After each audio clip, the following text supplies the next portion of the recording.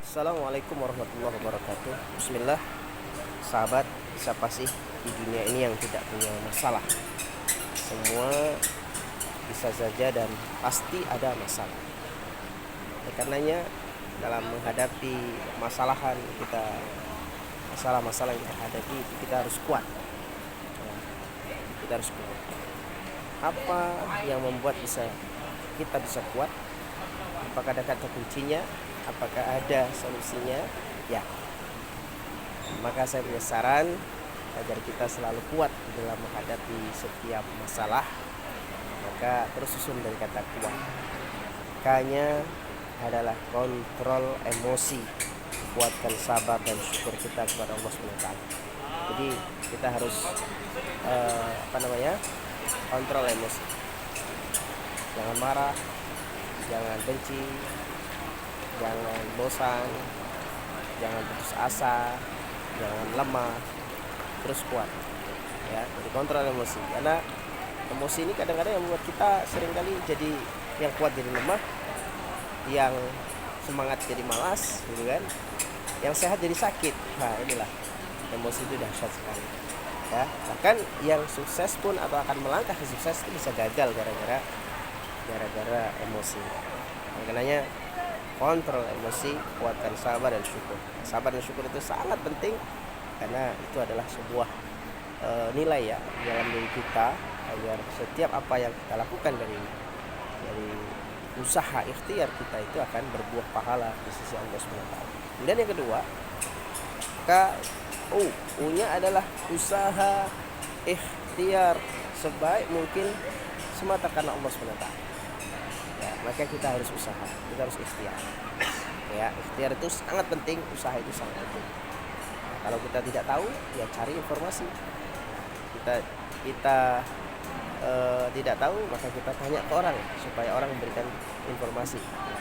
Kalau misalnya kita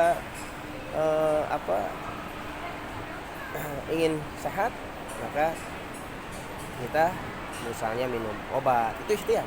Datang ke dokter, datang ke terapis, itu adalah bentuk ikhtiar. Maka ikhtiar ini menjadi sesuatu yang sangat penting. Dan kalau ikhtiar itu dibalut atau dibingkai karena Allah SWT, maka ikhtiar itu akan jadi ibadah. Ikhtiar itu akan jadi amal saleh. Ikhtiar itu akan dinilai pahala di sisi Allah SWT. Kemudian yang berikutnya, KU sudah, A-nya adalah Allah jangan pernah dilupakan. Ya, Allah yang menjadikan kita sukses, yang menjadikan kita sehat, yang menjadikan kita kuat, yang menjadikan kita sebaik-baik insan ini, yang menjadikan kita di dalam lindungan, keberkahan hidup dan sebagainya. Ini harus jangan pernah dilupakan.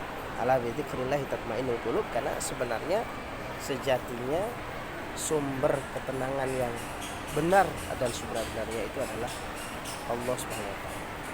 Ya, orang kalau benar-benar zikir dengan memadukan 3 zikir, yaitu zikir qalbu, hatinya zikir, zikir lisan, lisannya zikir, kemudian zikir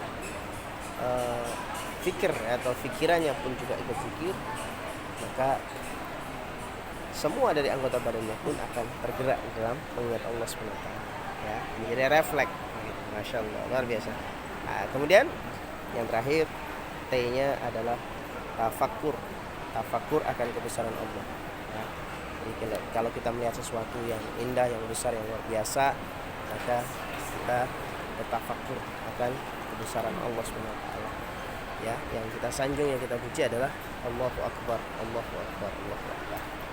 Ya, Allah yang maha besar, Allah yang memberikan kekuatan, yang memberikan kesembuhan, yang memberikan kemudahan, yang meluaskan rezeki kita, yang memberikan kekuatan, dan yang memberikan kebahagiaan.